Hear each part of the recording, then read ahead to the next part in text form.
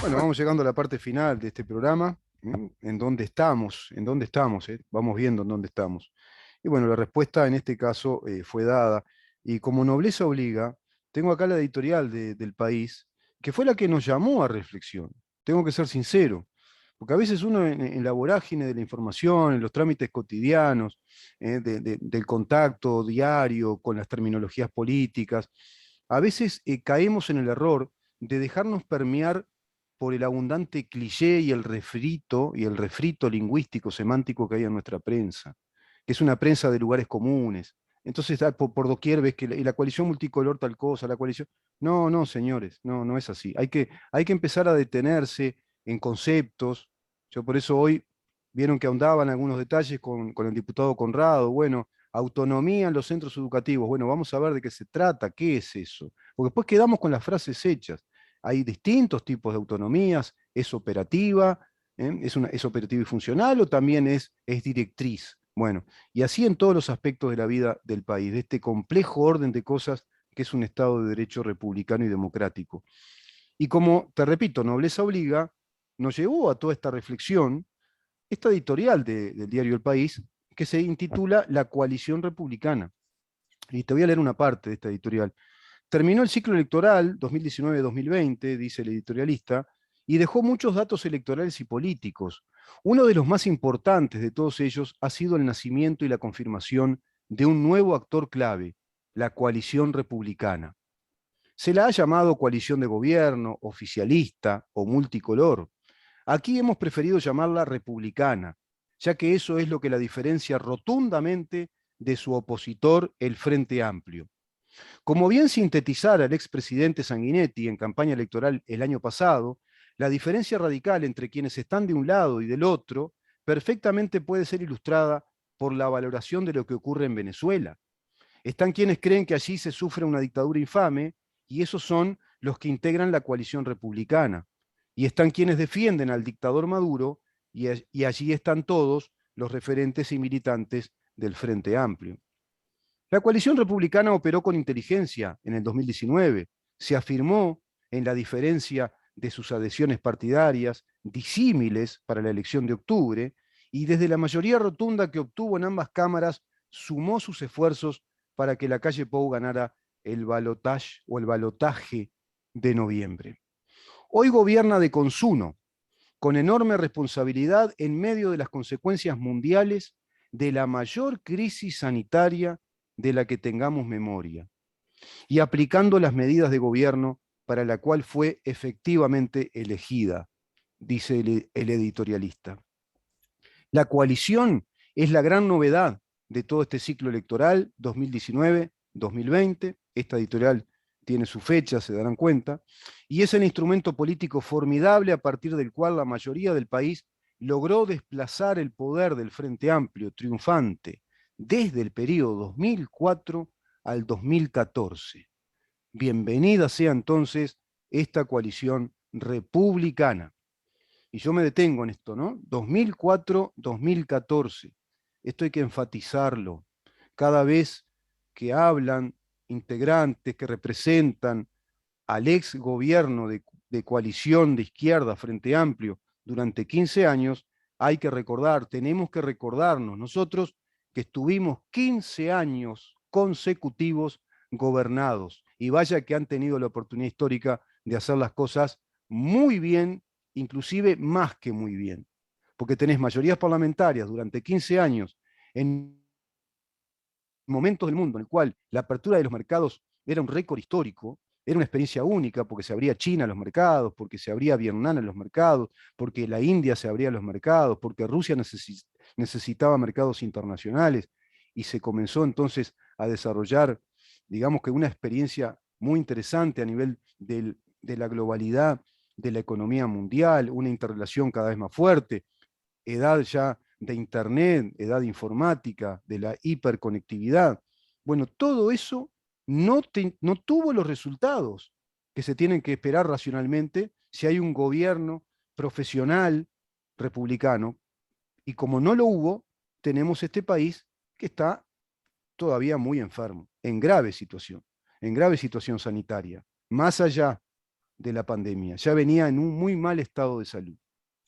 Bueno, y dice el editorialista, allí está el ejemplo de la ley de urgente consideración, que aprobó medidas sustanciales en distintos ámbitos, pero también la tarea de un ejecutivo que coordina a ministros y subsecretarios de distintos partidos de la coalición con el sentido de cumplir el mandato popular que los llevó a gobernar. Esa coalición republicana acaba de mostrar una enorme vigencia electoral en casi todo el país, lo sigue mostrando. En cada consulta de las encuestadoras, en cada encuesta pública de intención de voto y de aprobación del gobierno, sigue dando números que son un récord también estadístico en la historia de la aprobación de los gobiernos en nuestro país. Son números altos de aprobación que da la población uruguaya a la gestión de este gobierno, al gobierno en sí, y a un montón de aspectos que todos también son aspectos convergentes en cuanto al beneplácito que experimenta gran parte de la ciudadanía uruguaya respecto a este gobierno, repito, en esta instancia tan difícil del país, en esta coyuntura histórica tan difícil. Pandemia y situación financiera, económica, laboral, educativa, social, desastrosa, desastrosa. En efecto, en departamentos en los que el Frente Amplio era mayoría, como por ejemplo Río Negro o Rocha, la conjunción de esfuerzos de blancos, de al menos una parte de los colorados y de otra parte de cabildantes, hicieron triunfar el lema Partido Nacional. Que incluso hay algunos reparos que se podrían hacer en algunas elecciones en el interior que quizá tenga razón en ese sentido la propuesta de Cabildo Abierto, por ejemplo. Quizás se hubieran ganado algún departamento más. Pero detrás de este lema, en esos departamentos, sin duda, se encuentra el esfuerzo de la coalición por obtener el triunfo, apoyándose así en la mayoría popular que ya supo ser amplia en 17 departamentos del país en favor de la calle Pou en noviembre pasado. Y que se dio en la segunda vuelta. Cuando se dio el raconto de votos, ¿se acuerdan que quedó suspendido el resultado final porque de algún modo lo objetaba Daniel Martínez y decía que no estaban claros los guarismos de la diferencia, parecía un empate técnico? Bueno, se fue otra vez a un raconto, se decidió eso, otro ejemplo de república en nuestro país, una corte electoral ejemplar, no pasa en todos los países que la ciudadanía tenga la tranquilidad de que esos votos quedan una semana en la Corte Electoral y que se dé el resultado una vez más sin que se hayan alterado los votos, sino que por el contrario se dejó con claridad cuál era la diferencia de votos que le daba el triunfo a la coalición republicana, que inclusive fue un poco más el margen, la diferencia era un poco más a la que daba el recuento inicial, esa boca de urna, que ya daba la tendencia definitiva, porque si no me equivoco, creo que le daba un margen de unos 15.000 a 16.000 votos por los cuales ganaba el gobierno. Y terminaron siendo 37.000 votos y algo más los que le dio el triunfo electoral a la coalición republicana. En ese sentido también es destacable el comportamiento de la Corte Electoral y el comportamiento de la ciudadanía uruguaya respecto a ese ADN republicano que aún tenemos y que muchos lo tienen y no lo saben, porque muchos están confundidos, están convencidos que el Frente Amplio es una fuerza igualmente republicana, en un lícito juego de alternancias de poder y en un lícito juego electoral, y si vos querés, dialéctico de oposición, cuando no lo es. Es una fuerza estatista, marxista, que busca la hegemonía cultural y política. Busca tener siempre la hegemonía política y cultural.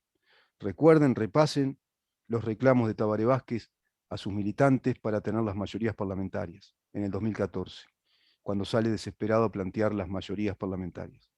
Recuerden que se planteó ya con menos fuerza, pero una vez más en las últimas elecciones que tenían que redoblar esfuerzos para ganar las elecciones y continuar en el poder, ya no hablaban de mayorías parlamentarias. Siempre hablaron de mayorías parlamentarias, en el discurso, en el relato frente amplista siempre está el predominio, la hegemonía. Ellos son los autores morales del bienestar social, de la justicia social y un montón de cosas. Evidentemente, esta editorial del país nos trajo a esta reflexión. Nos trajo una reflexión que no es meramente semántica. Esta reflexión, yo intento acá decirlo obedece un basamento conceptual y también nos lleva al natural ejercicio de analizar las actitudes del gobierno, de ahora en más. Y con esta vara, con esta medida, podemos analizar a ciencia cierta si la coalición de gobierno sigue siendo una coalición republicana o se va adulterando. Porque si no seguimos en esa confusión que pretende una hegemonía cultural de izquierda, en la cual nadie sabe muy bien nada de nada, porque todo está confundido hasta en los términos, hasta en las taxonomías. Entonces, erradiquemos definitivamente, esa es la propuesta de Libertas y de este programa, erradiquemos definitivamente la nominación coalición multicolor. Por favor, se los digo incluso a todos los integrantes del gobierno. Es coalición republicana.